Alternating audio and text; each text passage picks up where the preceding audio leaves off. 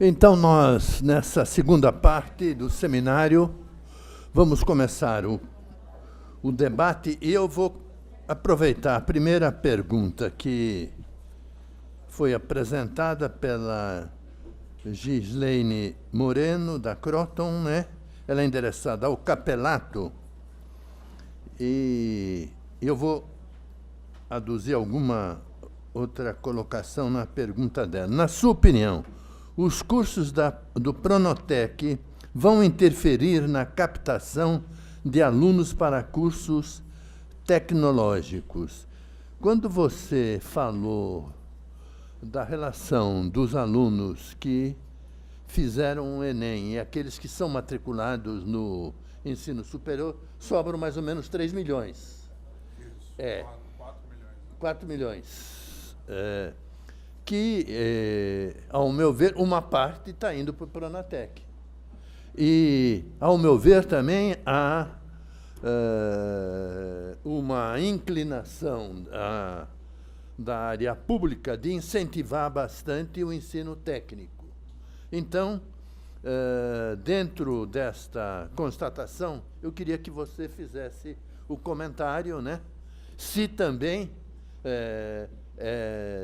deve ser uma preocupação nossa, né, de também nos alinharmos, né, porque está sobrando muito aluno que não quer fazer ensino superior, mas precisa de formação técnica, formação intermediária, que seria um possível campo para a abertura de mais cursos.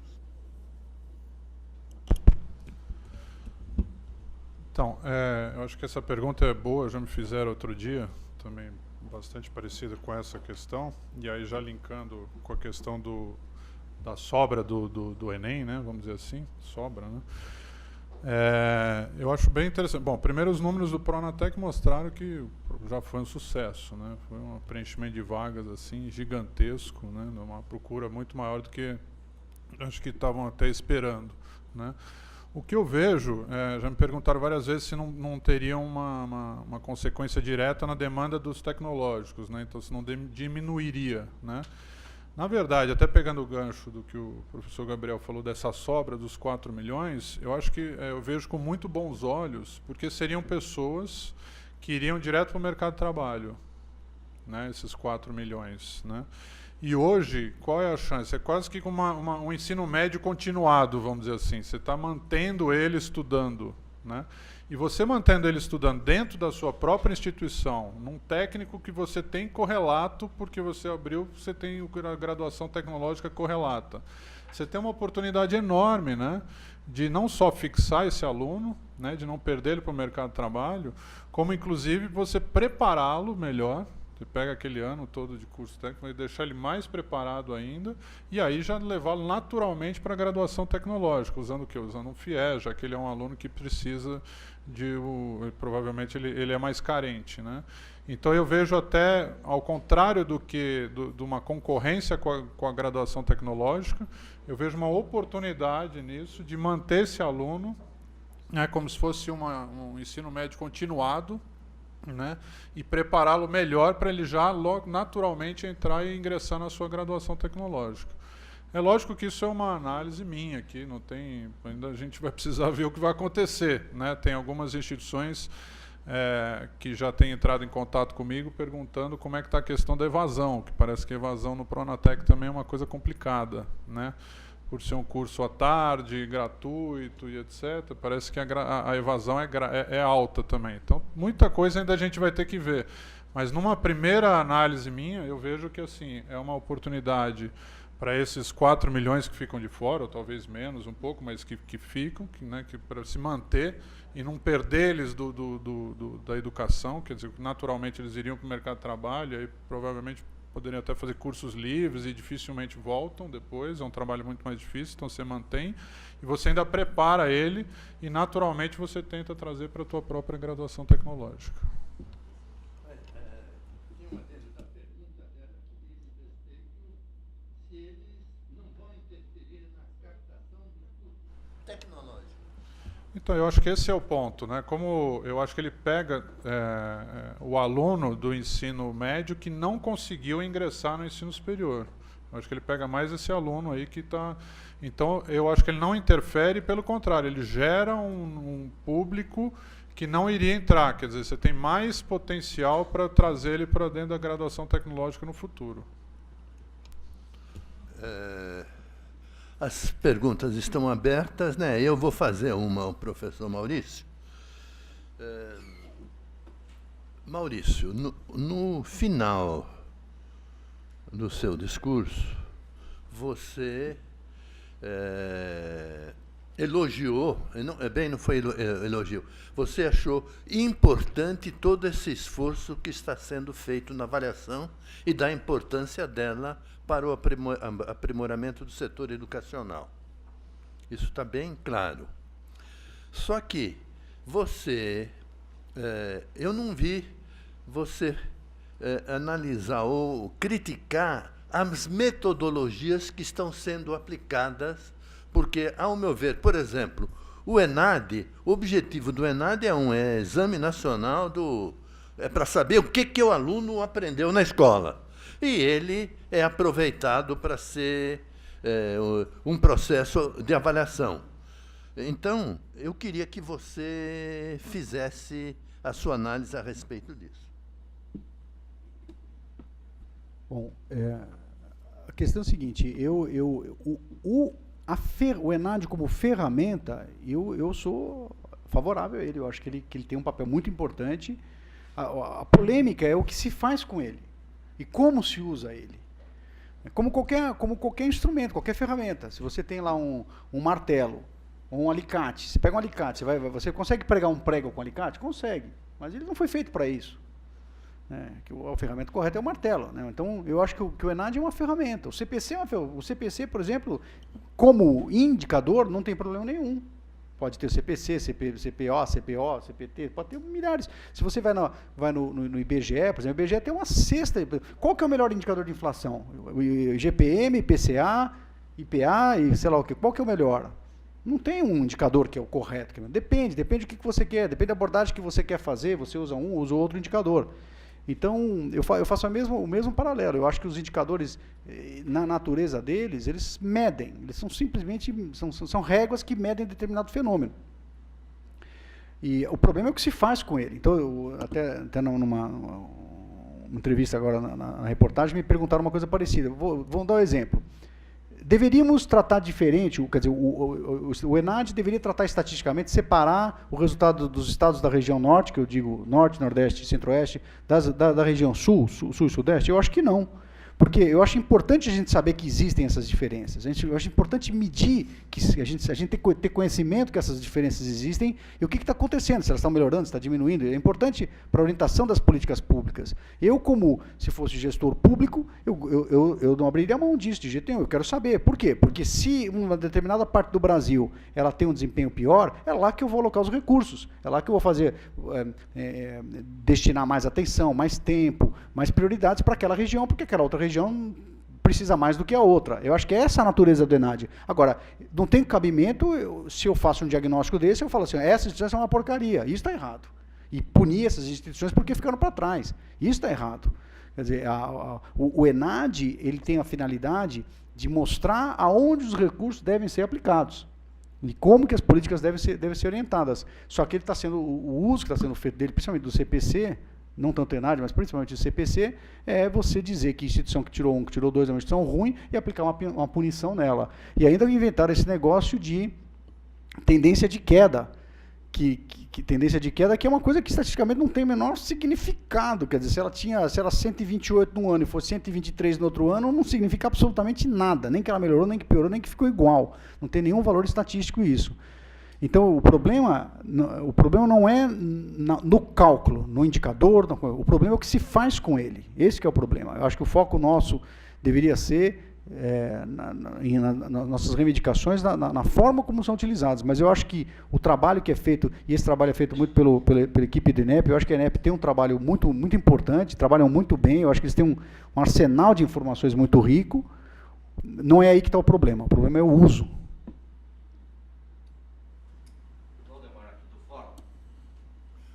Faz favor.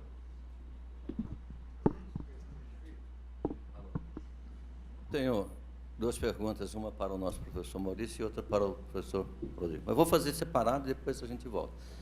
Eu tenho falado com o nosso doutor Maurício já outras vezes, e outro dia, conversando com a Cláudia, do INEP, não é?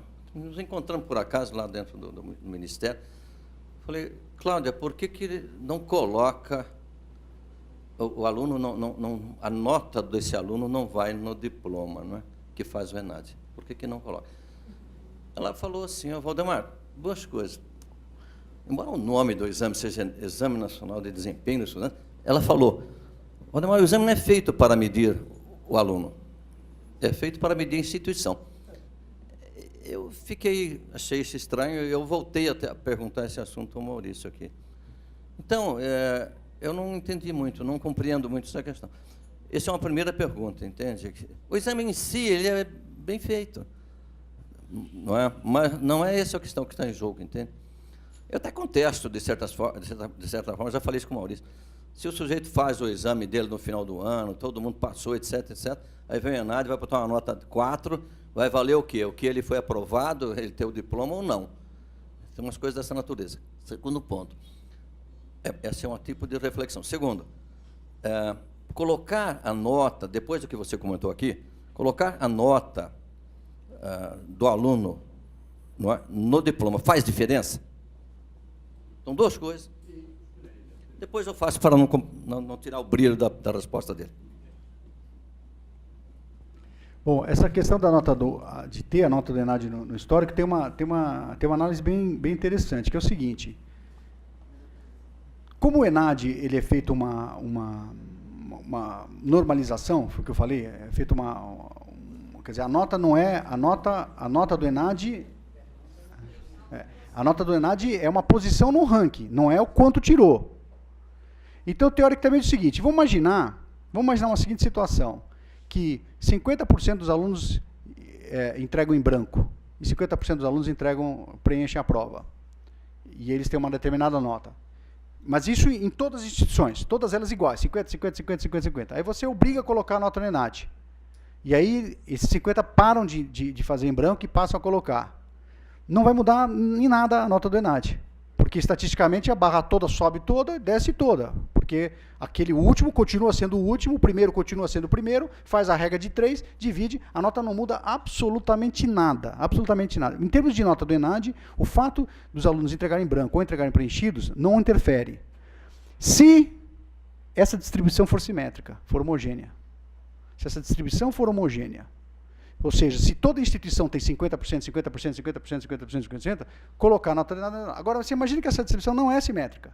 Essa instituição, 40% entrega em branco, essa 10%, essa 90%, essa 30%. Vamos imaginar que você tem uma diferença assim. Aí há uma implicação, se isso não é homogêneo, se essa distribuição não é homogênea. Por quê? Porque você imagina o seguinte, que essa instituição, 70% entregou a prova em branco. Essa aqui, 10% entregou a prova em branco. Se fosse 50-50, eu falei que não tem diferença. Mas vamos ver, 70 essa, 10 essa. Essa nota vai subir, não vai? E essa vai interferir pouco, porque é só 10% que entregou em branco. Então, o que acontece? Se as distribuições não forem homogêneas, e a gente deve acreditar que não são homogêneas, você obrigar a colocar a nota do ENAD, você vai favorecer as instituições que têm alta taxa de provas em branco. Essas instituições vão se beneficiar com essa medida. E você vai, como é um ranking, por consequência, você prejudica aquelas que têm baixa taxa de prova em branco. Ou seja, você não consegue beneficiar as instituições que estão sofrendo com boicote, sem prejudicar as instituições que não estão sofrendo com boicote. E se você analisar a natureza, aí que vem a discussão toda essa, é por que os alunos boicotam? Por que os alunos boicotam? São todas suposições, se eles boicotam por insatisfação, por algum problema com a instituição, tal, desse tipo, no fundo, você obrigar por as notas, você vai privilegiar as instituições que têm mais insatisfação, portanto, tem mais boicote. Então, não é tão simples, só estou querendo dizer que a consequência disso não é tão simples quanto parece. Não é tão simples quanto parece. Queria só dar um pitaco nisso também, porque a gente discute bastante lá no INEP isso. Mas eu acho que essa discussão tem que ser levada, sem dúvida, né? A única questão é que antes disso tem que resolver um outro probleminha, que é o seguinte: o ENAD, ele, para poder colocar a nota no histórico escolar ou no diploma, ele tem que ser feito todo ano. Não tem jeito, porque esse é um problema que a gente tem que discutir bastante, até porque essa questão de manipulação, reprova os alunos, retém, deixa só os melhores para a ENAD, né? Essa coisa que nunca vi acontecer, mas que dizem que acontece, né? Tudo isso se resolve se você fizer ENAD todo ano, porque se eu não fizer ENAD todo ano, o aluno, por exemplo, vai fazer medicina esse ano, né? Vamos dizer que ele vai mal na prova. Aí ele fica lá com aquela nota no histórico. O que vai se formar no ano que vem não faz ENAD, não tem o menor risco. Então eu estou tratando de forma desigual, né? Eu não posso. Então a primeira coisa que a gente precisa resolver, que eu acho que é urgente, até porque para as instituições poderem, inclusive, reverter o CPC do ano para o outro, quer dizer, essa questão do ENAD ser para todas as áreas todos os anos, não tem jeito. Se não resolver isso, vai ficar essa coisa mal resolvida, de pegar só os melhores alunos, de não conseguir fazer nenhuma punição para o aluno especificamente. Então, enquanto isso não for resolvido, fica mais difícil ainda discutir esse tipo de questão, né?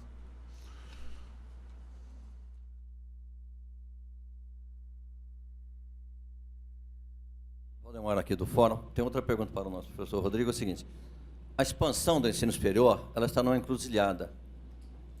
Há dois fatores extremamente relevantes em jogo. Um é a questão do FIES. A A e B já estacionou, a questão agora é onde vamos, como nós vamos alimentar a expansão.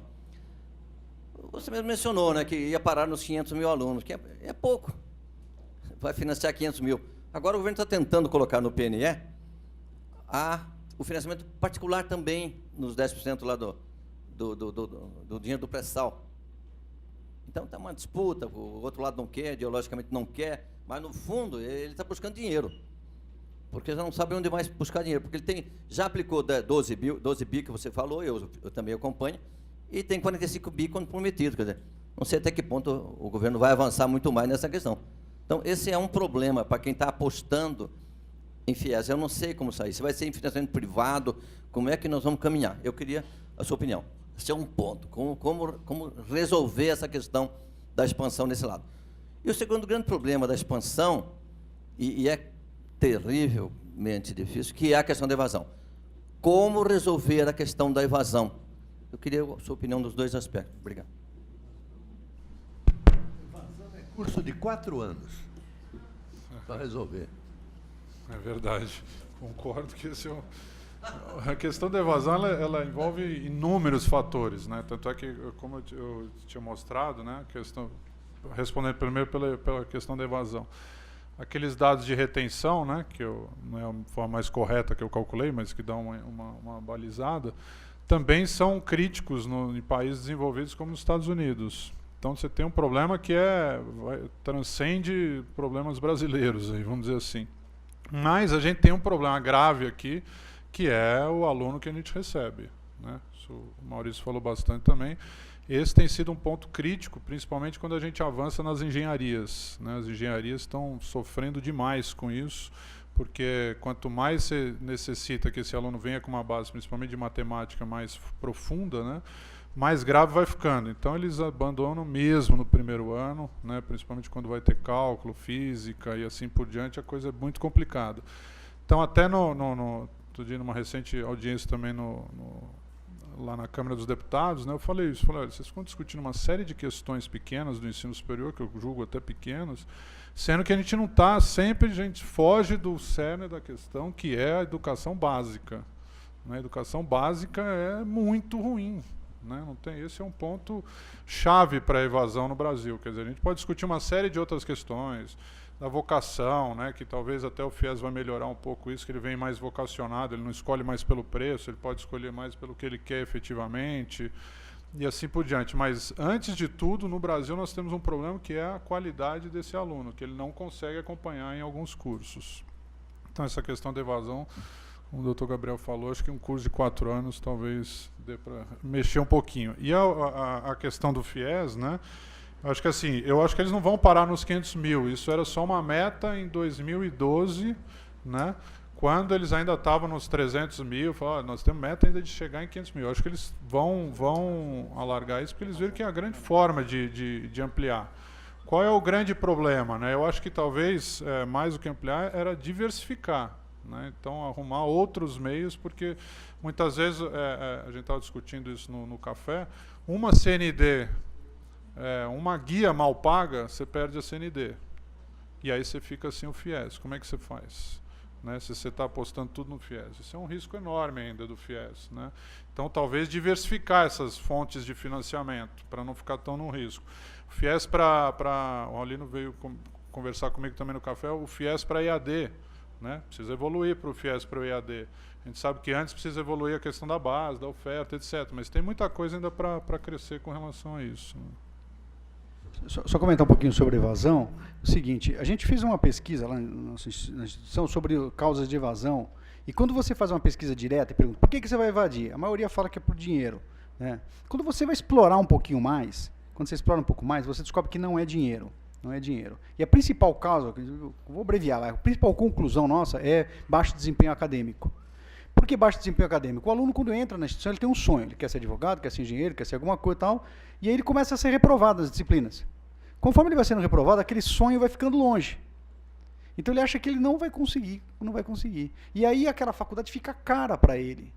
Porque ele tem ele tem o orçamento dele, ele tem que pagar a mensalidade do celular, tem que pagar a mensalidade disso, porque todos têm celular. Né? Todos têm, então a importância daquilo na escala de valores dele diminui. E ele diz que está caro para o valor que ele está atribuindo para aquilo lá, porque ele sabe, não vai conseguir. Tem estudo internacional que comprova isso daí. Eu queria até convidar o Capelato depois, Rodrigo, para a gente fazer um estudo. Sabe o que a gente podia fazer? Correlacionar a nota do ENAD com taxa de evasão. Bom, separando, claro, todas essas outras variáveis aí. E eu acho que a gente vai encontrar correlação aí. Então, eu acho que hoje um grande desafio da evasão é são as ações de suporte pedagógico, para você aumentar, para diminuir a reprovação nas primeiras séries, que são as mais críticas. Né? Então, essa é uma abordagem um pouco diferente do que a abordagem clássica. São perguntas enviadas pela internet, perguntas da internet. Luciano Osmar Menezes, eu estou agrupando, e Fernando Rodrigues Figueiredo. Parabenizar aos palestrantes pela bela, significativa exposição do tema do censo e do ENAD do ensino superior. Percebemos que, para obter indicadores melhores no ENAD, precisa-se que a educação básica seja valorizada, sobretudo na motivação dos professores em recursos didáticos, condições estruturais e um nível salarial animador para que o profissional da área motive-se. Entretanto, para que a criança desponte gradativamente em seu crescimento cognitivo, psicológico e social até o ensino superior, perguntamos, não está faltando uma política pública educacional básica séria em nosso país para o nosso desenvolvimento íntegro e pleno do ensino superior? Eu estou agregando agora do Fernando. Anteriormente, os alunos ingressantes eram avaliados no ENAD e, com isso, era possível aferir individualmente os insumos, formação geral e componente específico dos ingressantes e dos concluintes, sendo possível mensurar a evolução alcançada por estes alunos ao longo do curso. Atualmente, o ENAD suprimiu a participação dos alunos ingressantes no processo de avaliação, impossibilitando, portanto, a comparação dos alunos que ingressam com os alunos que concluem. Não seria a exclusão dos alunos ingressantes um retrocesso no processo de avaliação do ENAD? Bom, acho que a questão do ensino básico, o Rodrigo acabou de falar sobre isso. E essa questão dos ingressantes é o seguinte, é que, na verdade, o que era feito anteriormente não se media o delta, porque a ideia era essa, medir o delta. Entrou 3, saiu 4, é melhor do que entrar 5, sair 5. Era essa a ideia, mas nunca foi feito isso na realidade, porque não era o mesmo aluno que era avaliado, era um grupo de alunos, era um outro grupo de alunos. Você não vou dizer que esse concluinte é aquele ingressante, você mudou o projeto pedagógico, mudou o corpo docente, mudou tudo. Então, nunca houve esse Essa conta nunca foi feita desse jeito. Então, do jeito que estava sendo feito antes, não estava medindo isso. Então, eu acho que entre deixar do jeito que era feito antes, que não sei qual o significado daquilo lá, e do jeito que está, é preferível deixar do jeito que está. Tem outras formas de medir esse delta. Acho que talvez não seja aplicando a prova do ingressante, porque teria que aplicar para o ingressante, guardar o CPF dele, pegar 4, 5 anos depois e aplicar na mesma pessoa. Teria que fazer isso. Isso, em termos logísticos, é bem complicado.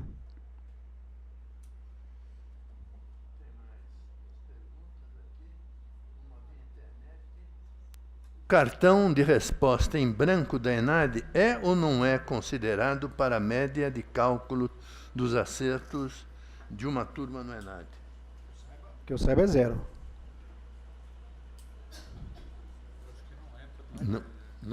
Ele é ignorado? Você deixa em branco?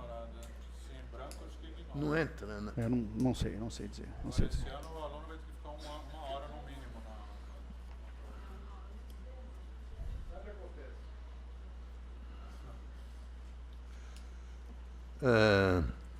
Gostaria que comentassem sobre a interferência dos insumos nos cálculos do CPC 2012.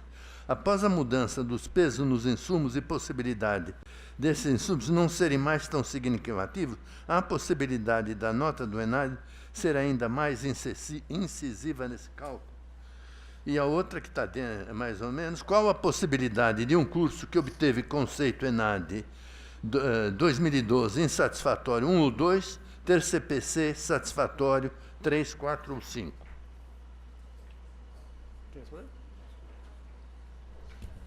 Começo respondendo aqui, porque não houve mudança nenhuma do CPC esse ano. Os pesos continuam exatamente os mesmos, né? A única questão é que o ENAD não era divulgado antes. Ele era divulgado junto com o CPC. Esse ano ele foi divulgado à parte, que era talvez para dar mais mídia, sei lá o que foi, né? Vamos entrar nesse mérito aqui. Mas os pesos dos insumos são exatamente os mesmos. Então não teve em relação ao ano passado.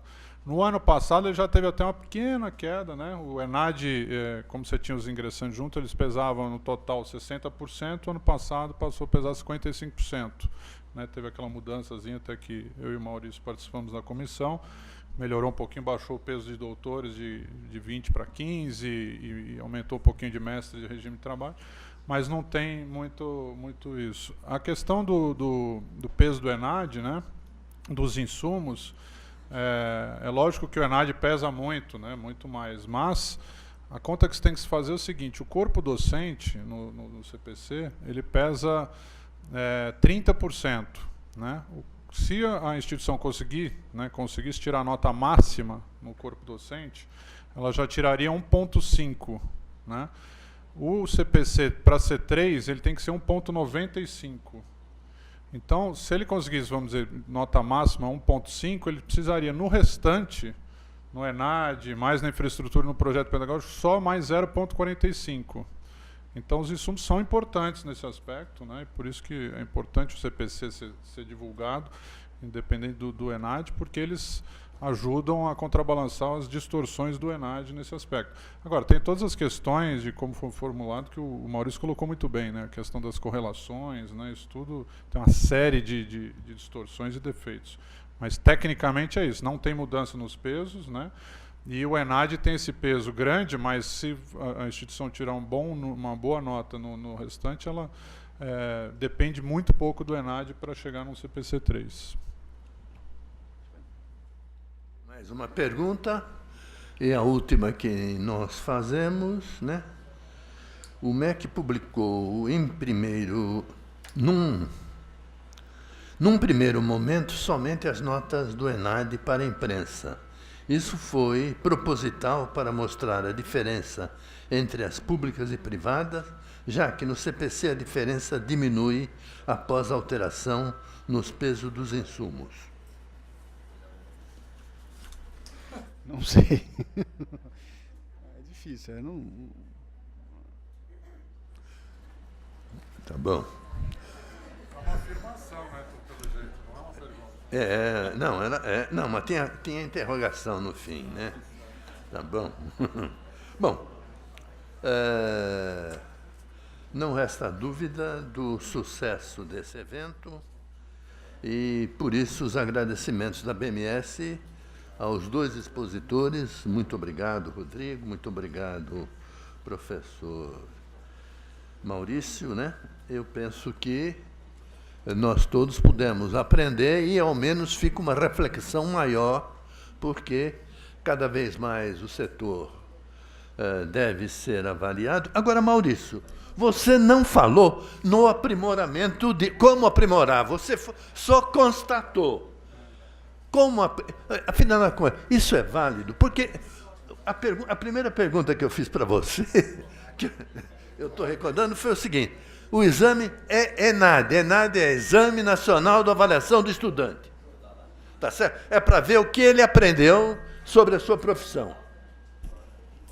Correto. E essa prova é utilizada para outros recursos. Então, a pergunta, para ser mais prática, se as perguntas não interferem em nada, quando você faz para todos os estudantes, se você fizesse outra série de perguntas, o resultado ia ser mais ou menos igual. Não. Se as perguntas são sobre outras áreas, são conhecimentos gerais... Aquela parte não, no total, o exame do ENAD. Eu estou dizendo, se o exame do ENAD, que é para saber a avaliação do aluno, é uma coisa. Avaliar o aluno, as perguntas que devem ser feitas é para ver o que ele aprendeu a respeito da profissão. Muito bem.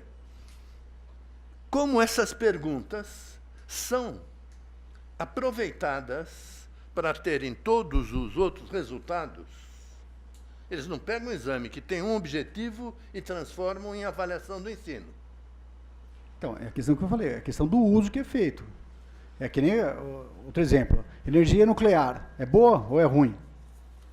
Depende, se for fazer medicamentos, tem uso médico, tem uma série de utilizações que são positivas, agora fazer bomba atômica é ruim. Né? Então, é a mesma coisa, a questão não é no exame, no exame em si, é o que se faz com ele, e as interpretações que faz, as declarações que são feitas na imprensa, isso que está errado. Mas o exame em si, ele não vejo assim. A gente pode ter uma discussão assim, será que vale a pena ter uma prova de formação geral? Essa é uma discussão. Né? Se deveria ser só o componente específico. Tem pessoas que defendem que deveria ser só o componente específico. Então, eu acho que pode ter alguma discussão de alguns aprimoramentos no exame. Mas isso não é o principal problema. O principal problema é o uso que é feito do ENAD. Então, sem provocação, né? Qual é o melhor uso? Qual o melhor uso que deveria ser feito? Olha, o problema principal é, primeiro, não pode ir na imprensa e falar assim, essa instituição tirou isso, essa instituição tirou aquilo, essa é ruim, essa é boa. Agora, temos esse conceito insatisfatório, está errado. Quando você dizer assim, essa instituição tem um conceito insatisfatório, até essa palavra está errada. Né? Acho que não deveria, quer dizer, o Ministério nunca pode se pronunciar na imprensa dizendo que tem instituições insatisfatórias porque são 1 e 2, nem também não pode dizer que são satisfatórias porque tem 4 ou 5. Então, essa é a primeira, não dá, né? Essa é a primeira coisa, teria que parar de fazer isso. A outra questão, que é um absurdo tremendo, quer dizer, você fazer uma punição numa instituição porque ela tirou 1 e 2, aí com a tendência de queda, seja lá o que for, e antes dela ter tido a oportunidade de receber uma comissão e fazer, quer dizer, o que foi criado inicialmente o CPC, que era para recomendar a visita em loco, para reduzir as visitas, ou seja, quem tirasse 3, 4, 5 estavam dispensados da visita em loco, virou um monstro, quer dizer, então, a ideia, qual era o problema? O Estado se deu conta que não tem condição de visitar todos os cursos, o que já é um problema, porque tem alguma coisa errada nisso daí. A solução que foi dada foi dispensar das visitas, que também pode ser um problema também. Eu acho que só porque tirou 3, tirou 4 ou 5, por que você vai ser dispensado da visita? Eu acho que deveria até ser por amostragem. Pega lá, por exemplo, 5% das instituições tiraram 5 e visita, 10% das que tiraram 4, 30% das que tiraram 3, 70% das que tiraram 2 e 100% das que tiraram 1, por exemplo. Fazer uma coisa desse tipo, mas visita todo mundo, não é só por causa da nota. Né? Então, o que o governo faz ao deixar de visitar as 3, 4, 5, ele está trabalhando com risco. Né? Então, não vou visitar essas porque tem um risco menor, que não deixa de ser uma coisa mais ou menos correta. Poderia só distribuir melhor essa amostragem.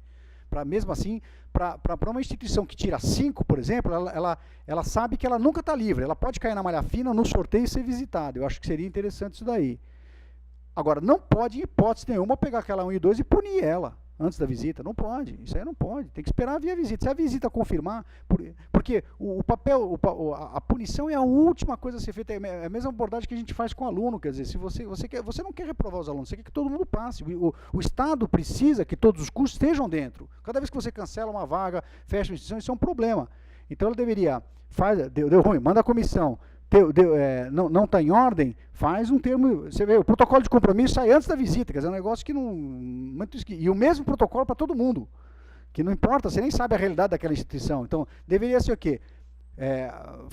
Faz o CPC para fazer a malha fina. O critério para a malha fina: 5%, 10%, 30%, 60%, 100%, conforme a nota que tirou. Manda a malha fina, faz a visita em todo mundo. A visita não foi satisfatória, faz um termo de saneamento. Você vai ter que fazer isso para aquela instituição, dentro da realidade daquela instituição, não igual para todo mundo. Você não está indo bem por causa disso, disso, disso. Aí sim, ela vai progredir, vai melhorar. Agora, tá um negócio que faz o protocolo de compromisso antes da visita, é um negócio meio esquisito. Assim, para mim, esse é o problema. Agradecendo a todos. Agora, Maurício, eu tenho bastante liberdade com o Maurício, porque ele trabalhou comigo, né, nos áureos tempos lá em Embi-Morumbi, né? Mas ele não gostava quando ele tinha alguma ideia, eu disse: escreva isso. Agora, frente ao auditório, esse final aí que você falou, de uma nova possibilidade, eu gostaria que você escrevesse, né? 3.000 toques. Muito obrigado para todos, satisfação de ter estado com vocês nessa manhã aqui na BMS.